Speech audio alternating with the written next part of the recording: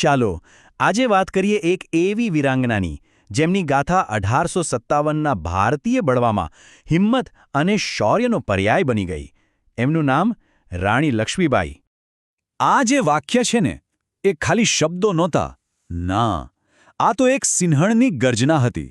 આ એક જ લલકારે એક રાણીને યોદ્ધા બનાવી દીધા અને ઇતિહાસના પાના પર અમર કરી દીધા.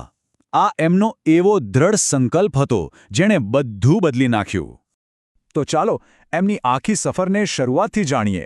સમયમાં થોડા પાછળ જઈએ અને એમના બાળપણને સમજીએ, જ્યારે એ માત્ર એક નાની છોકરી હતા, પણ એમની અંદર એક યોદ્ધાનો આત્મા શ્વાસ લેતો હતો.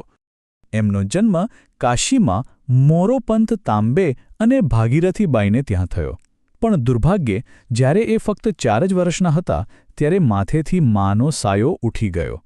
આટલી નાની ઉંમરે માતાને ગુમાવ્યા પછી એમના પિતા જ એમના માટે બધું હતા, સહારો પણ અને માર્ગદર્શક પણ. પણ અહીં જ કહાણીમાં એક ટ્વિસ્ટ છે. મનુનો ઉછેર છે ને કોઈ સામાન્ય રાજકુમારી જેવો નહોતો થયો. એ ઢીંગલીઓથી નહોતા રમતા. એમના હાથમાં તો તલવારો અને ઘોડાની લગામ રહેતી. નાના સાહેબ પેશવા જેવા છોકરાઓની સાથે જ એમણે યુદ્ધ કૌશલ્ય શીખ્યું અને બહુ જલ્દી ઘોડેસવારી અને તલવારબાજીમાં માહિર બની ગયા. કદાચ એમને ખબર નહોતી, પણ આ જ તાલીમ ભવિષ્યની એક મહાન યોદ્ધાનો પાયો નાખી રહી હતી. અને પછી 14 વર્ષની ઉંમરે એમના લગ્ન થયા ઝાંસીના મહારાજા ગંગાધર રાવ સાથે. મનુ હવે બની ગયા હતા રાણી લક્ષ્મીબાઈ. લાગતું હતું કે બધું બરાબર છે, પણ ભાગ્યમાં કંઈક બીજું જ લખાયું હતું. એમના જીવનમાં બહુ જ જલ્દી એક એવો વળાંક આવવાનો હતો જ્યાં એમને શક્તિશાળી બ્રિટિશ સામ્રાજ્યને પડકાર ફેંકવાનો હતો. અને પછી જાણે એક પછી એક મુસીબતોનો પહાડ તૂટી પડ્યો. પહેલાં તો એમને એક પુત્ર થયો, પણ જન્મના 4 જ મહિનામાં એનું અવસાન થયું. એ દુઃખમાંથી બહાર આવે એ પહેલાં જ 1853માં એમના પતિ મહારાજા ગંગાધર રાવ પણ મૃત્યુ પામ્યા. અને આ અંગત દુઃખ ઓછું હોય એમ અંગ્રેજોએ ઝાંસી પર પોતાની ગીધ જેવી નજર નાખી. હવે આ બધું થયું કેમ? એની પાછળ હતી અંગ્રેજોની એક ચાલાકીભરી નીતિ, જેને કહેવાય ખાલસા નીતિ. આ નીતિનો સીધો મતલબ એ હતો કે જો કોઈ રાજાને પોતાનો પુત્ર ન હોય તો એનું રાજ્ય સીધું અંગ્રેજોના હાથમાં. આ જ નીતિનો સહારો લઈને અંગ્રેજોએ રાણીના દત્તક પુત્ર દામોદર રાવને ઝાંસીનો વારસદાર માનવાની સાફ ના પાડી દીધી. પણ અંગ્રેજો કદાચ ભૂલી ગયા હતા કે સામે કોણ છે. રાણી લક્ષ્મીબાઈએ એમનો હુકમ માનવાની ચોખ્ખી ના પાડી દીધી. એમણે નક્કી કરી દીધું કે ભલે ગમે તે થાય, ઝાંસીની એક પણ ઈંટ દુશ્મનના હાથમાં નહીં જવા દે. અને બસ અહીંથી જ શરૂ થાય છે ઇતિહાસનો એ અધ્યાય જે આજે પણ આપણા રૂવાડા ઊભા કરી દે છે. અહીં એક રાણી સેનાપતિ બન્યા અને ઝાંસીનો કિલ્લો પોતાની માતૃભૂમિની રક્ષાનું પ્રતીક બન્યો.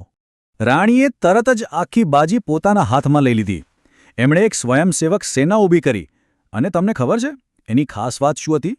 એમાં પુરુષો તો હતા જ, પણ સાથે સાથે સ્ત્રીઓની પણ એક ખાસ ટુકડી હતી જે દુર્ગા દળ તરીકે ઓળખાઈ. કિલ્લાની દિવાલો મજબૂત કરી અને નવી તોપો બનાવવા માટે ભઠ્ઠીઓ રાત દિવસ ચાલુ થઈ ગઈ. આ બધું બતાવતું હતું કે એ માત્ર એક રાણી જ નહીં, પણ એક કુશળ સેનાપતિ પણ હતા.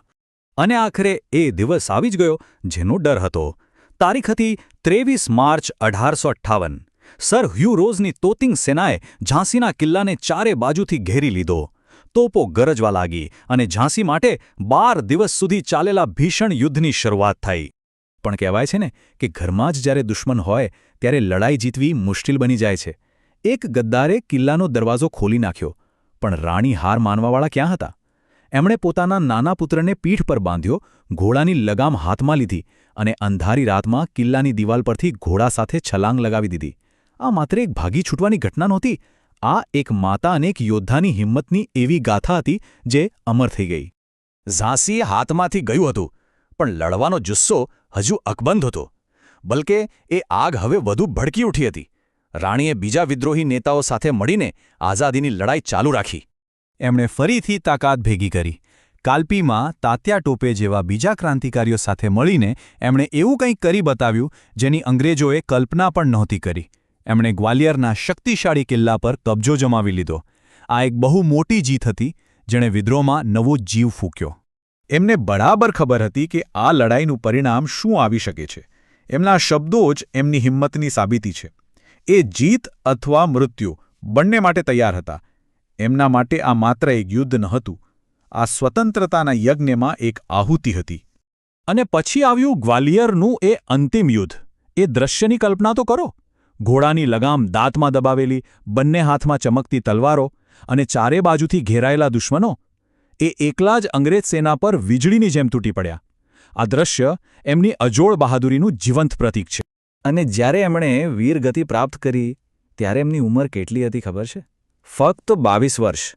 એટલી નાની ઉંમરે એમણે પોતાનું બલિદાન આપ્યું, પણ એ સુનિશ્ચિત કર્યું કે એમનું શરીર દુશ્મનોના હાથમાં ન આવે. રાણી કદાચ યુદ્ધભૂમિ પર હારી ગયા, પણ એમણે ઇતિહાસમાં એક એવી જીત મેળવી જે ક્યારે ભૂંસી શકાશે નહીં. એમણે એક એવો વારસો છોડ્યો છે જે સદીઓ સુધી આપણને પ્રેરણા આપતો રહેશે. અને પછી આવી એ કવિતાની પંક્તિઓ સુભદ્રા કુમારી ચૌહાણ દ્વારા લખાયેલી, જેણે રાણી લક્ષ્મીબાઈની ગાથાને અમર બનાવી દીધી. આ શબ્દોએ એમને માત્ર એક યોદ્ધા જ નહીં પણ એક રાષ્ટ્રીય નાયિકા તરીકે સ્થાપિત કરી દીધા. એટલે એમનો વારસો ખાલી શૌર્યનો નથી. એ વારસો છે સ્વાભિમાનનો, દેશપ્રેમનો અને ગમે તેવી મુશ્કેલ પરિસ્થિતિમાં પણ ઝૂક્યા વગર લડી લેવાના સંકલ્પનો. એમની કહાણી આજે પણ દરેકને શીખવે છે કે સાચી હિંમત ઉંમર કે સંજોગોની મોહતાજ નથી હોતી. તો અંતે આખી કહાણી સાંભળ્યા પછી એક સવાલ મનમાં જરૂર થાય કે હિંમતનો આ વારસો બને છે કેવી રીતે?